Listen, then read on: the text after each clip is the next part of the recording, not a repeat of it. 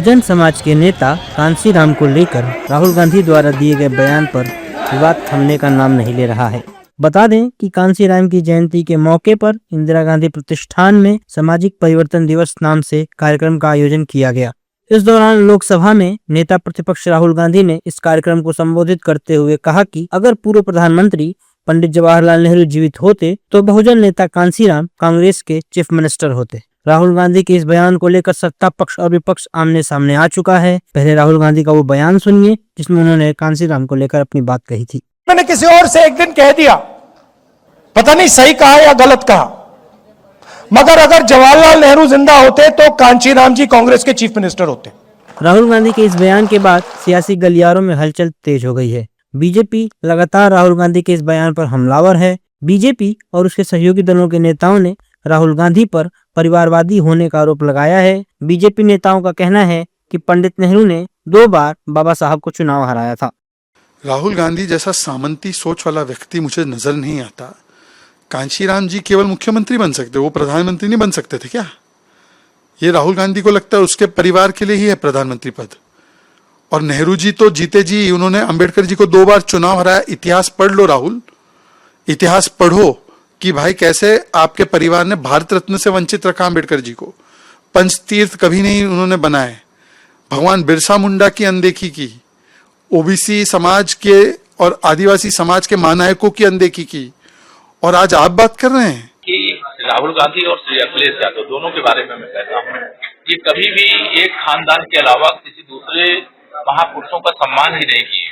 अगर इनको माननीय कांशीराम जी को वास्तव में अगर अलग से पार्टी बनानी पड़ी तो कांग्रेस दलितों का वोट तो लेती रही है, पिछड़ों का वोट लेती रही है, लेकिन कभी उनकी भलाई के लिए काम नहीं किया।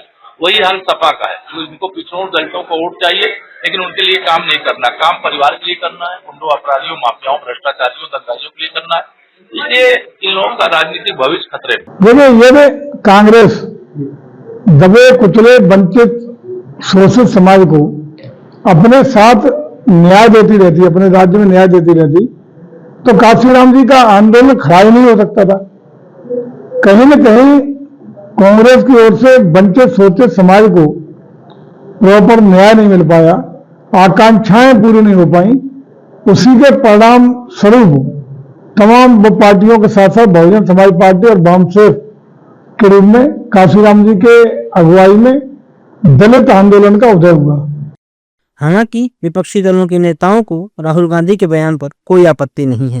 विपक्षी दलों के नेताओं का कहना है कि दलितों और पिछड़ों के लिए आज तक जो भी हुआ है वो कांग्रेस सरकार ने ही किया है। निश्चित रूप से ये सब कांग्रेस की तो देन है भाई, करा तो कांग्रेस नहीं है, किसी और ने तो कुछ करा ही नहीं। देखिए, मैं समझता हूं कि ये जो इस तरह की बयान, काउंटर बयान आते हैं, उससे विलग मेरा मानना है कि कुछ आइकन्स ऐसे होते हैं जो दलीय परिधि से ऊपर होते हैं। जैसे मैं महात्मा गांधी को दलीय परिधि से ऊपर मानूंगा, नेहरू को भी दलीय परिधि से ऊपर मानूंगा, मौलाना आजाद को, सरदार पटेल को, बाबा साहब भीमराव अंबेडकर को, उसी श्रृंखला में मैं कांशीराम जी को भी मानूंगा। चुनाव आते ही विपक्षी दलों को पिछड़ों और दलितों की याद आने लगती है, लेकिन इस बार बसपा सुप्रीमो मायावती ने साफ कर दिया है कि कांग्रेस और सपा दलितों की हितैषी नहीं है। हालांकि दलित समाज इस बात को पूरी तरह समझ चुका है। देखिए, इन लोग एक ड्रामा है। जब तक मानवर साहब जिंदा थे तब तक तो उनके हर कदम पर ये लोग रोड़े अटकाते रहे, और अगर शायद कांग्रेसी लोग इस सर्व समाज की हिस्सेदारी, भागीदारी संविधान के तहत देते तो हो सकता है बहुजन समाज मानव साहब बनाना नहीं पड़ता। मानव साहब मान्य भाई ने बहुजन समाज पार्टी इसीलिए बनाई कि संविधान के आधार पर सबको भागीदारी, हिस्सेदारी नहीं मिल रही थी। आज ये जो लोग नाटक कर रहे हैं, अगर मानव साहब विचारों पर चलना होता तो मानव साहब के नाम से बहन जी ने एक जिला बनाया था, और उस मानव साहब सम्मान में और समाजवादी ने जिला मिटा करके मानव साहब का अपमान किया है। माननीय बहन जी ने अपनी सरकार में मानवर मसीहा कांशीराम साहब के जन्मदिन पर सरकारी छुट्टी घोषित हुई थी, यही समाजवादी के लोग छुट्टी भी खत्म कर दिए। तो इनका ड्रामा है, नाटक है, इसको बहुजन समाज समझ रहा है। यूपी में विधानसभा चुनाव सिर पर हैं। ऐसे में राहुल गांधी के कांशीराम को लेकर दिए गए बयान पर सियासत तेज हो चुकी है। अब सभी दलों की नजर यूपी के चुनाव पर है। ऐसे में ये देखना दिलचस्प होगा कि राहुल गांधी का ये बयान दलितों और पिछड़ों के वोट बैंक पर कैसे असर डालता है।